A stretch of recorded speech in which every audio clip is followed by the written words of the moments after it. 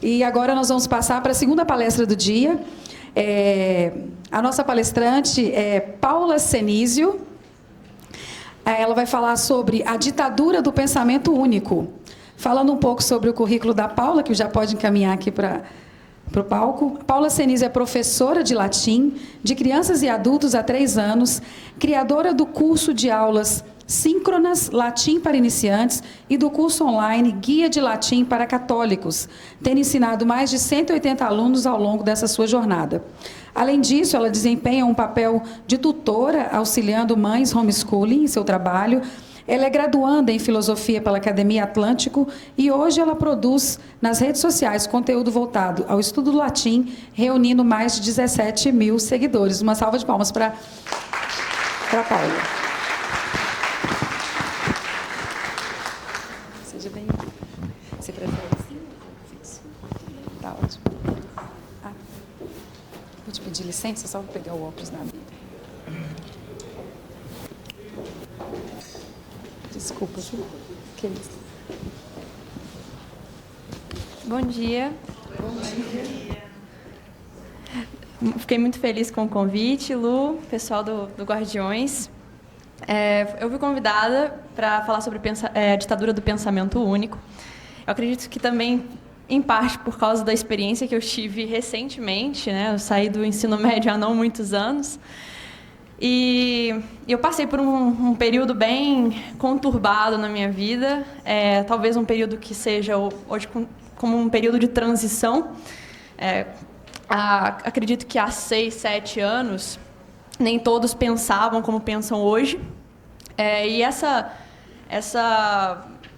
abertura dos olhos que nós tivemos para a cultura woke, para doutrinação ideológica nas escolas, bom, isso é algo muito recente ainda, de certa forma, que já acontece há bastante tempo, no fim das contas, mas que foi percebido por nós de forma muito recente.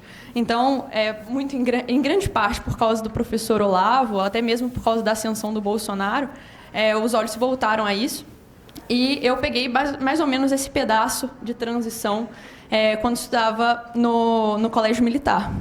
Eu cheguei a estudar no Colégio Militar do Exército, aqui de Belo Horizonte, aquele tradicional que fica ao lado da Universidade Federal de Minas Gerais. E lá estudei por 7 anos. Entrei por meio de concurso em 2013 e saí em 2019. E, bom, eu jamais imaginava que ia passar por situações de doutrinação ideológica ou de perseguição ideológica lá dentro. Porque, bom, é um colégio com uma disciplina, realmente traz muitas regras interessantes, importantes, a valorização da nossa pátria. Porém, quando se deu toda essa mudança no aspecto político e, sobretudo, entre 2017 e 2019, as coisas ficaram muito apertadas, muito acirradas. Acredito que até nas famílias de vocês tenham sentido isso, brigas familiares por causa de questões políticas. E imagina, para uma adolescente, tudo fica um pouco mais doído, né? Ainda mais sem maturidade para lidar com tudo aquilo. E eu já tinha algum conhecimento. Eu comentei com o seu Sepúlveda antes de começarmos que eu já assisti ao Terça Livre em 2016. Então, eu tinha algum conhecimento, alguma ideia, sobretudo no aspecto político, já diferente dos meus colegas, já diferente dos meus pares, que quando começaram a falar sobre militância e política dentro de sala de aula, já tinha um pensamento completamente diferente do meu. E, bem, a coisa ficou realmente muito complicada em determinado momento. Entre 2018 e 2019, eu, que era uma pessoa extremamente sociável lá no meu meio, eu tinha muitos amigos, sempre frequentei todas as reuniões, as festinhas. De repente, eu me vi completamente sem amigos, aliás, não gostavam de ser vistos perto de mim. Então, foi uma ditadura de silêncio ali. E isso, para um adolescente, é muito doloroso. A gente já não tem muita maturidade, né? Depois de passados alguns anos, de suportar essa pressão, mas na adolescência é sempre muito mais complicado. Bom, foi nesse processo que eu precisei me virar um pouquinho. E foi, inclusive, esse processo que me aproximou de Deus, no fim das contas. Eu precisei tomar uma decisão, assumir a responsabilidade por ela, amadurecer e levar minha vida com um pouco mais de seriedade também por causa disso. Bem, então, lá no Colégio Militar, passei por essa perseguição, que veio principalmente por parte dos alunos, não foi por parte dos professores, principalmente, né? A gente percebe, o Colégio Militar tem 50% mais ou menos dos professores, 50% militar, 50% civil. E a gente não pode falar que os professores não têm ideologia, não têm ideologia política, porque sim, isso existe. Aliás, né, aquele projeto, né, do Escola Sem Partido, a meu ver, quando eu vi aquilo lá, assim, eu acredito que muitos olhos brilharam, né, ao ver uma ideia, uma proposta de criar uma educação livre de ideologias, livre de valores morais, né, que seja para o lado ruim ou para um lado deturpado. Mas, na prática, eu vi que isso não funciona muito bem, porque todo professor precisa, de certa forma, educar e ser autoridade moral na sala de aula, de uma forma ou de outra. Bem, né, no fim das contas, eu tive bons professores, mas não foram eles que criaram esse ambiente ditatorial no fim na minha história. Foram os próprios alunos.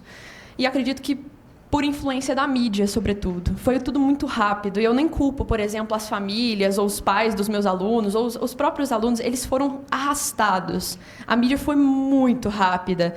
Os YouTubers, o Twitter, o Instagram, e as séries, os filmes, tudo veio de uma vez. E foi em 2018, isso parece que estourou assim na minha bolha. Eu nunca percebi, por exemplo, que minhas amigas mais próximas seriam capazes de defender atrocidades como o aborto. Eu jamais pensaria nisso 2 anos antes. Jamais pensaria nisso 2 anos antes de 2018. Mas isso aconteceu rapidamente e, no fim das contas, eu fiquei pensativa, né? Depois que isso tudo passou, depois que eu saí e me formei, eu precisei pensar por que isso aconteceu comigo e por que eu não segui o caminho dos meus colegas. Porque, claro, eu acredito em grande parte foi a graça de Deus, mas certamente algo na minha educação, algo do que meus pais me ensinaram, algo ficou para mim que foi de forma diferente. Eu vim de um contexto social muito parecido com o contexto social dos meus colegas, né, uma educação moral também, de certa forma, parecida com muitos dos meus colegas, mas, por algum motivo, por que eu fiquei? Né? Por que eu não segui o caminho da militância? Bem, eu entrei em contato com 2 obras na época em que eu estava no ensino médio. Uma delas foi A Mente Esquerdista, do Dr. Lyle Rossiter. É um livro de psicologia que busca retratar a relação entre a natureza humana e a vontade de quebrar essa liberdade que nós temos, né? É um livro muito voltado para a psicologia, ele aborda até muito mais o aspecto econômico que o aspecto moral, mas traz para mim uma ideia, trouxe para mim uma ideia do que estava acontecendo comigo e com meus colegas ali. E ele diz, bem, no livro, que em marcha, em direção à maturidade, as capacidades da criança, do adolescente, né, a capacidade cognitiva, a capacidade emocional, são base para um progresso ou para um fracasso pessoal. E que todos os pais, de forma assim, bem consensual, seja qual for a ideologia desses pais, eles querem que os seus filhos sejam economicamente autossuficientes, que sejam capazes, que sejam maduros, que sejam responsáveis, porque a nossa sociedade ocidental valoriza e ainda parece, né, valorizar a autonomia no lugar da dependência, a iniciativa no lugar da inibição. a indústria no lugar da passividade, a honestidade no lugar da desonestidade. Certos valores existem, inclusive, no colégio militar mesmo, são cultuados. Mas, por algum motivo, eu consegui perceber que agora, entre os jovens principalmente, esses valores já não são tão importantes assim. Os valores, eu acredito que um meio mais forte de se destacar, eu acredito que vocês pensem também dessa forma, é o papel da vítima hoje. Hoje, todo mundo quer ser vítima para se destacar de alguma forma. E, inclusive, podem ser pessoas muito boas. Eu tive colegas que se destacavam intelectualmente, mas, de alguma forma, isso não era suficiente. E o pensamento era muito dicotômico, né? O pensamento esquerdista é ou você é a vítima ou você é o opressor, necessariamente. Não existe uma pessoa que quer viver simplesmente na dela. Não. Ou ela foi vitimizada, ou ela se faz de vítima. Ou eu, por exemplo, poderia me tornar uma feminista e querer assumir para mim aquele papel de mulher injustiçada na sociedade, ou automaticamente eu era uma opressora, uma pessoa que trabalhava pelo patriarcado, pelo machismo e afins. Né? Então, esses valores morais da nossa sociedade, da nossa civilização, da honestidade, da indústria,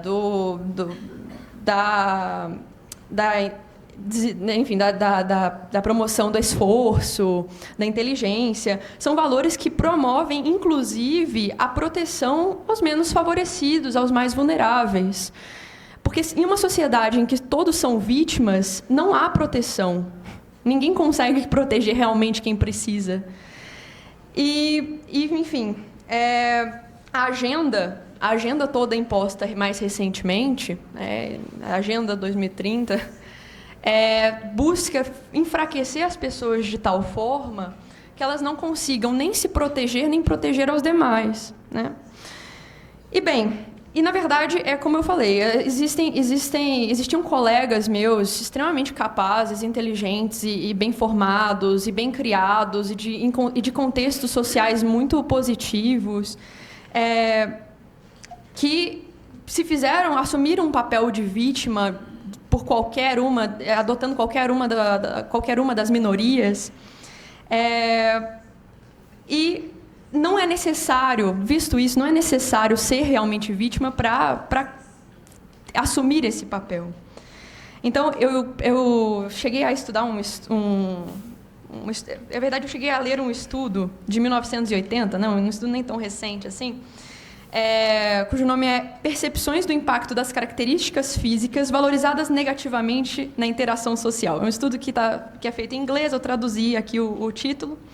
Mas é um estudo no qual eles fizeram uma maquiagem em muitas estudantes, uma maquiagem de uma cicatriz, né? Colocaram cicatrizes em várias pessoas e disseram a essas pessoas que fossem a entrevistas de emprego para observarem como é que era aquele tratamento. Porém, antes de realmente irem às entrevistas de emprego, as pessoas tinham as cicatrizes maquiadas, removidas, sem saber. Né? Então, no retoque da maquiagem, ali eles retiravam completamente a maquiagem. E elas iam à entrevista e praticamente todas voltavam relatando terem sido agredidas, terem sido menosprezadas, mesmo sem terem realmente aquela condição. Então, hoje, o tornar-se oprimido é realmente algo muito importante, muito bem visto na sociedade. E dá status, exatamente. E bem, né, eu, mulher de classe média, tinha todos os contras a meu favor aqui, na verdade. Né? Tinha todos os contrários. Mas, enfim, né, nesse pensamento de como é que eu consegui sair dessas amarras e inclusive das amizades, né, duradouras que eu tive no meu período de escola para realmente construir algo moralmente mais aceitável do que defender aquelas atrocidades que eu vi sendo defendidas pelos meus colegas. Eu tive algumas conclusões, e algumas conclusões que eu vou levar para a minha vida na educação dos meus alunos e do meu filho. Meus pais me ensinaram a ser diferente, sendo eles mesmos diferentes, em muitos aspectos, e sabendo me explicar também os porquês de suas decisões. A minha mãe sempre fala que ela me ensinou a ler em casa antes de me praticamente antes de me colocar na escola, e que por isso ela foi muito criticada, porque eu estava perdendo a minha infância, porque estudar, nossa, coitada, ela já sabe ler tão pequenininha.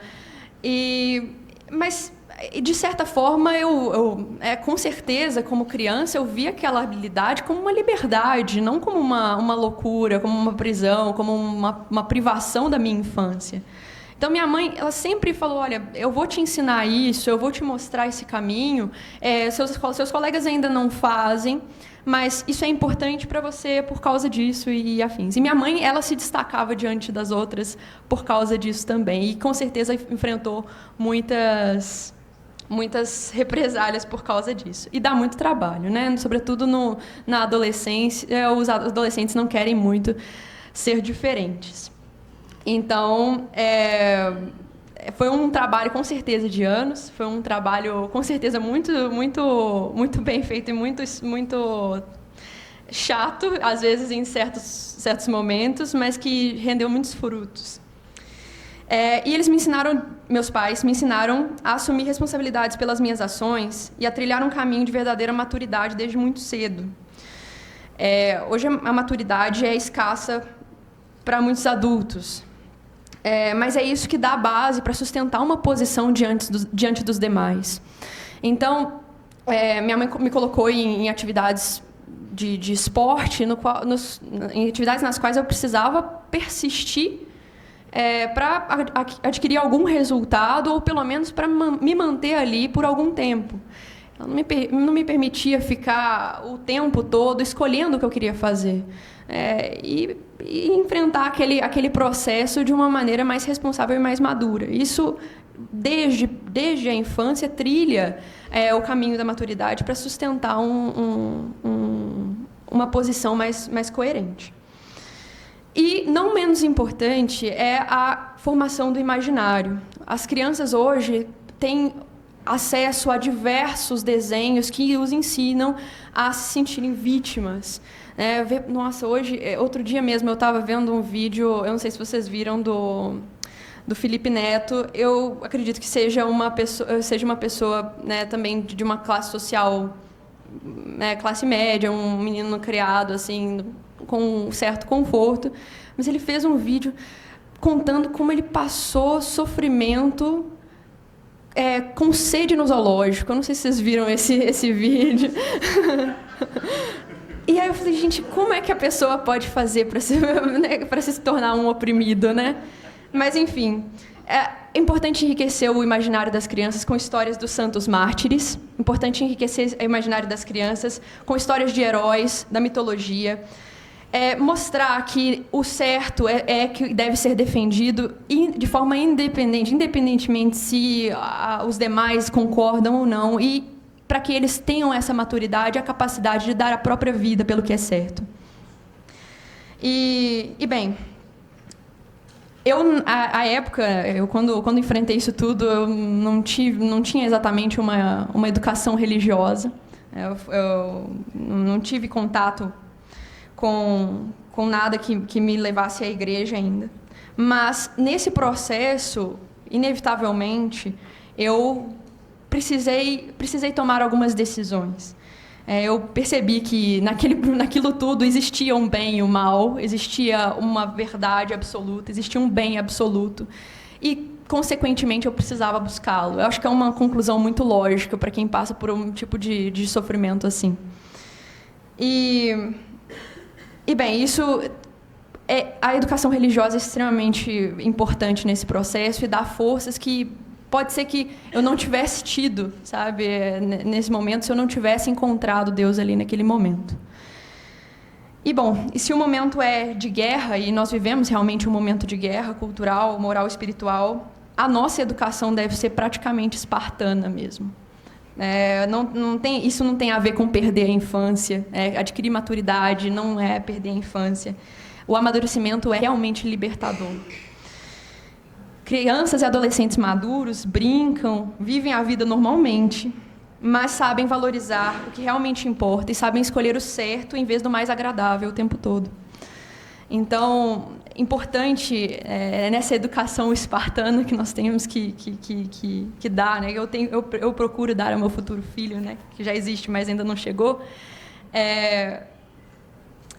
Eu pretendo dar uma educação que o forme moralmente, que o forme para o amadurecimento e para as boas escolhas. E já preparando, inclusive intelectualmente, para esses desafios que são próprios do mundo moderno. Também, de certa forma, eu não deixei de citar. Antes de enfrentar tudo isso, eu já conhecia o professor Olavo.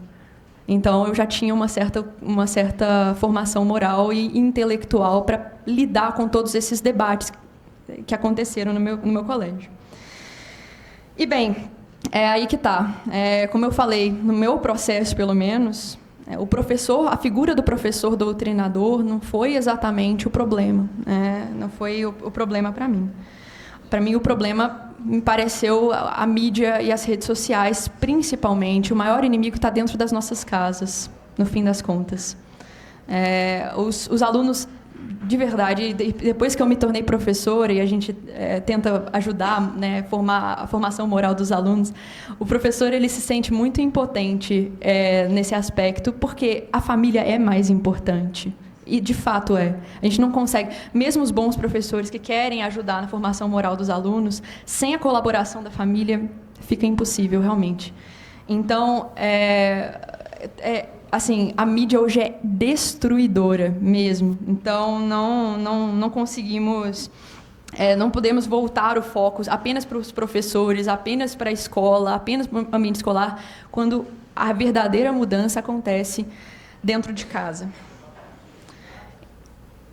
Então, eu agradeço muito pela oportunidade. Acredito que meu tempo já tenha acabado aqui. Muito obrigada.